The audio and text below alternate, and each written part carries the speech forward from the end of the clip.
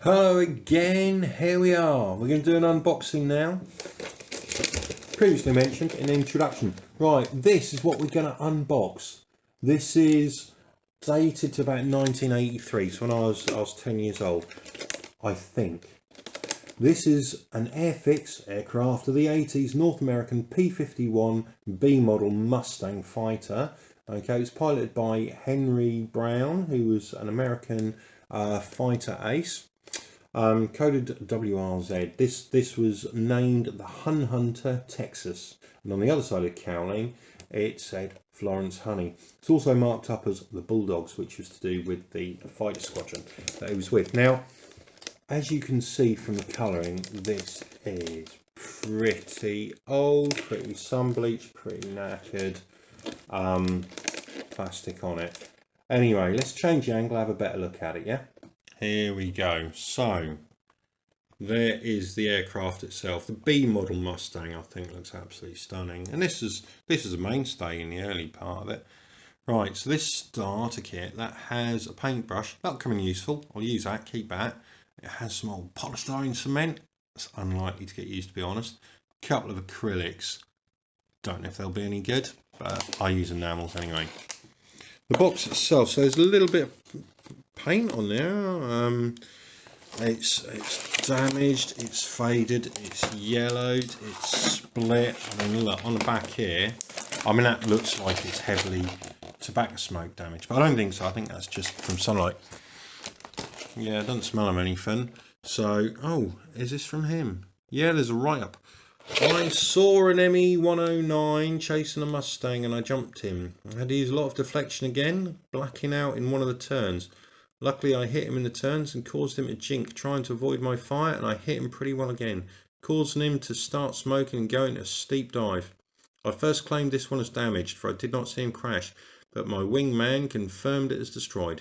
American Mustang pilot's account of a mission flown on the 22nd April 1944. Loitering high over Germany, the Mustangs waited for their prey. The new German Meshmet 262 jet superfighters that was suddenly attacked. Blah, blah, blah, blah, blah. I don't even know if that's Henry Brown. Anyway, I'm going to cut this open and get into the box itself. Sort of seems like a shame. This has been, I don't know, anywhere up to 40 years like this. But you can see, buggered. There's no point. Besides, I bought it to build it. Cost me £10.50 on eBay. Not a bargain, but not a bad price.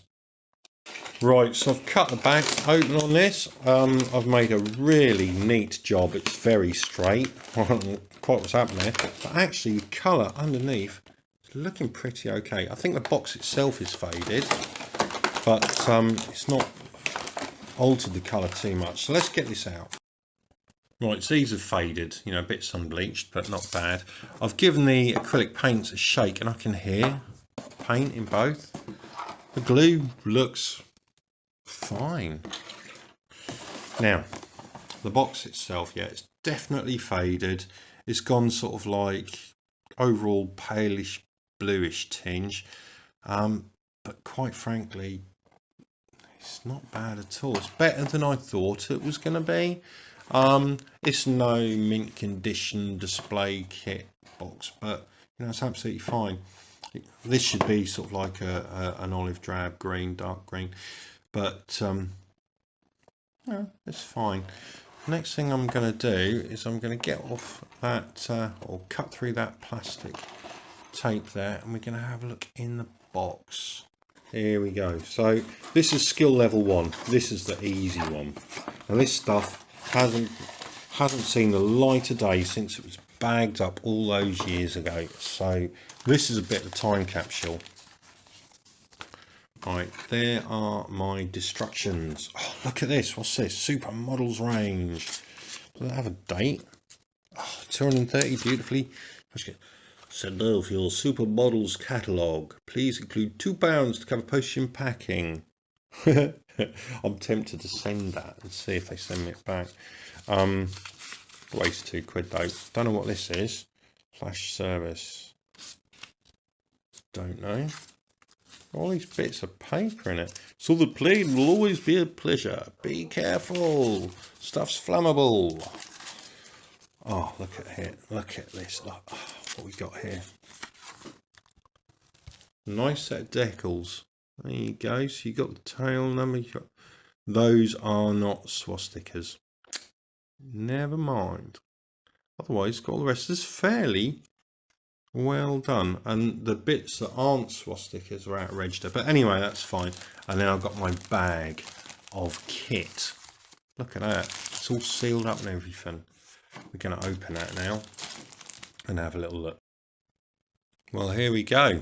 This is what's in the kit. So we've got fuselage half, the tail plane, the oleo legs. We've got the wheel covers. Got pilot, Henry R. Brown, W. Brown, whatever it was, I can't remember. No, tail plane. There's the underside of the wings. There's the top side of the wings. We've got drop tanks, wheels, prop, and the other fuselage half. Oh, tail wheel as well. This is a really simple kit. You know, there's not a lot of bits. Okay. The seat is on a flat bit of plastic, and there's the one-piece cockpit. I mean, it's good that it's an easy kit, because I had this as a kid, 10-year-old, whatever, and you know, I couldn't have done a detailed kit. It's nice. It's smaller than I recall it being, but it's quite nice. It's a lot of flash. Far too much flash. Didn't have rivets in those days. You got the panel lines. Okay. No rivet detail. Generally looks nice and crisp. I mean, this is before the moulds got worn out, I'm guessing, but the flash is going to be annoying to clear up. But on a whole, I think that's a nice little kit. And I'm looking forward to rebuilding this for the 3rd time. Here we go. So, World War II aircraft of the Aces, North American P51B Mustang. Lieutenant Henry W. Brown was US Army Air Force 355th Fighter Group's leading ace during World War II, achieving 17 aerial combat victories and a further 14 destroyed on the ground during strafing attacks on enemy airfields.